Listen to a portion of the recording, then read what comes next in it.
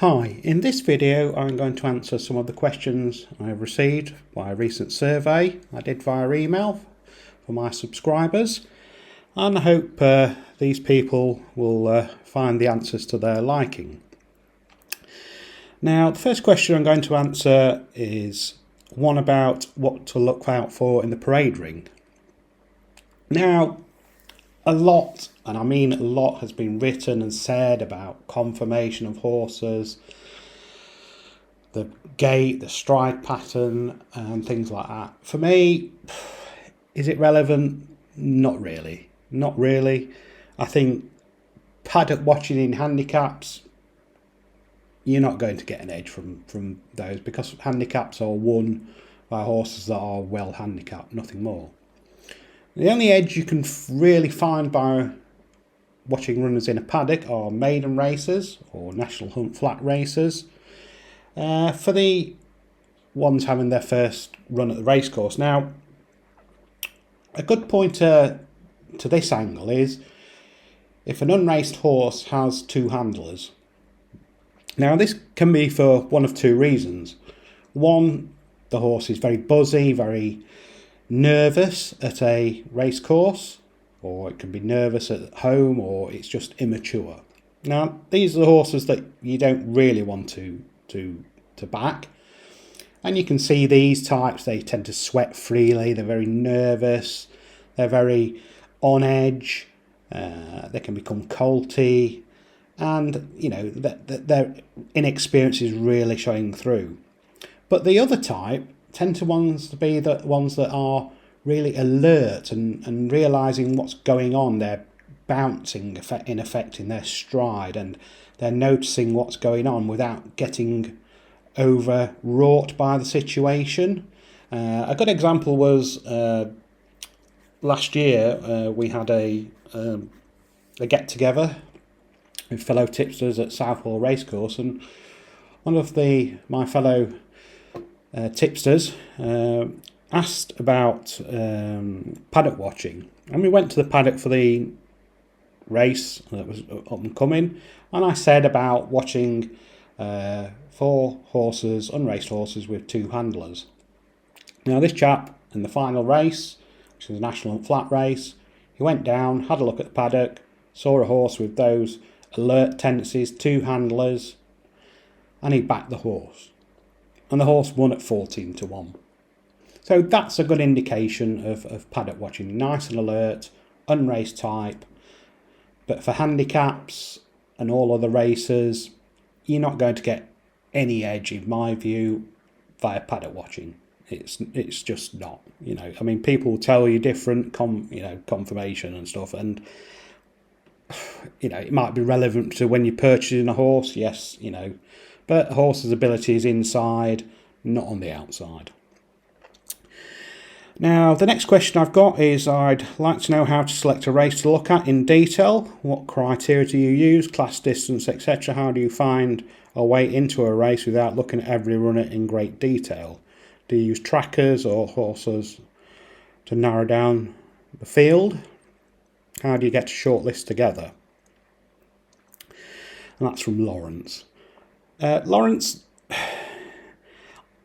I look at every handicap race on a day's racing. There's no shortcut for me. There's no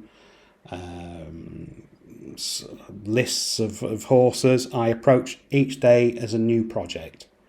So I go into the race, as I've explained in a previous video, I go into each day, a fresh mind, a fresh perspective, a fresh outlook, and I just look at a race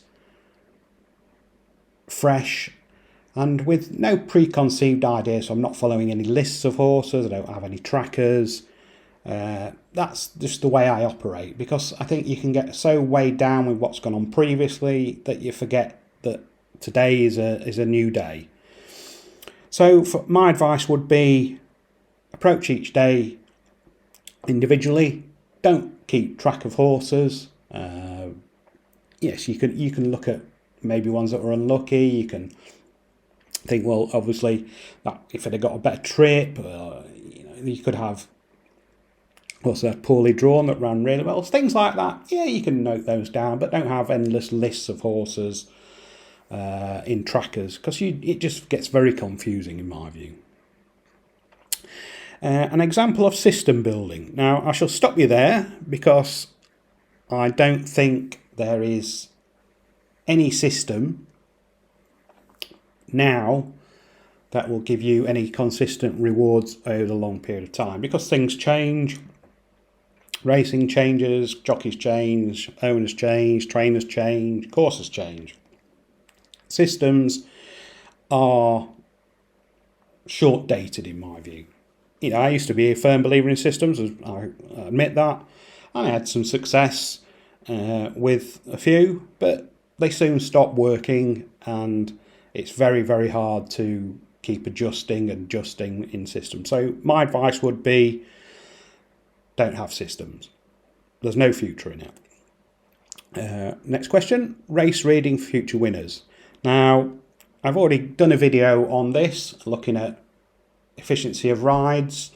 You know, that's something that you can definitely look out for and make a note of. And I shall do another video on a specific subject of wide trips, which I shall do in the next few weeks. The correlation between speed ground conditions in 5, 6 and 7 furlong races at different courses. 5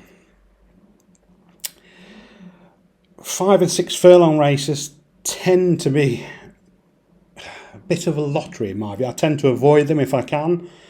Obviously some days on the ITV service I have to give selections, but if I can avoid them I will, because they can be very much a lottery. They can be won by horses, you know, barging each of the ones at the start. They can win by horses getting on the rail, you know, a favourable part of the track.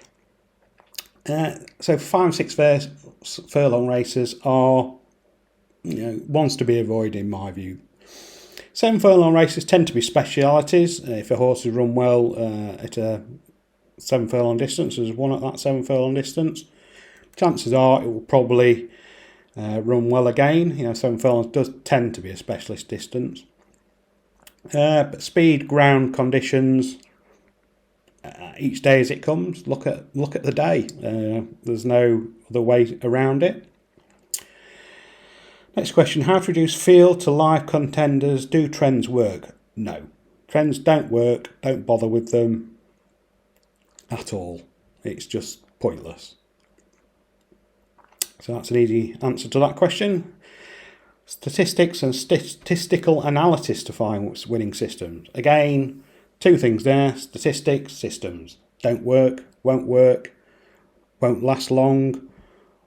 Don't bother. Don't waste your time in statistics or systems. There's no easy answer to winner finding. Sire and dam stats, again, falls in the same category. Sire and dam stats, I don't really see how you could find any future winners by those using those stats at all. I don't understand that one. Horses action and likely going preference.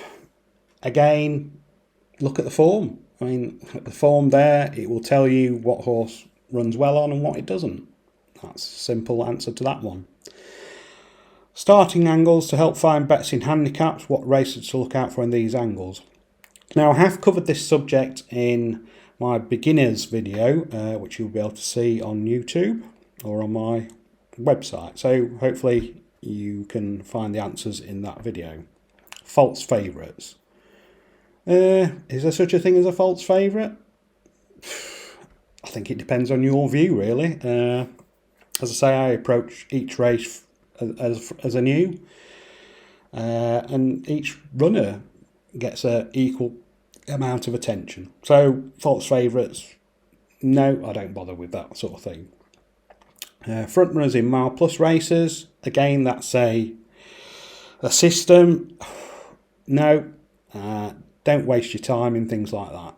Not one to be getting involved in systems at all. How do trainers put horse in handicaps to try and get the weight down? That's from Ken. Do they? I think I'm not sure they do, to be honest. I think that's just probably a thing that is a misnomer about horse racing. I think most trainers will put a horse in a race because I think it's probably a race it can compete well in. I would like to see a video on how to build a comprehensive system. Again, systems using the horse racing papers. No such thing. No such thing. You'll never find a system that will work like that at all. Won't happen. And the last one, profitable hands-off automated betting programs with bots. That's what I'm interested in. Well, I've got no idea about that. I don't use them at all. I don't. It's just something I've got no idea about and wouldn't profess to have any idea about. So I think that's probably a specialist type of thing and not one I could answer a question on. So those are the questions I've been sent in. If you have any more, please feel free to tweet them or email me, and I will try and answer them or do a video on them for future reference for everybody. Thanks for now, and hope to speak to you again soon.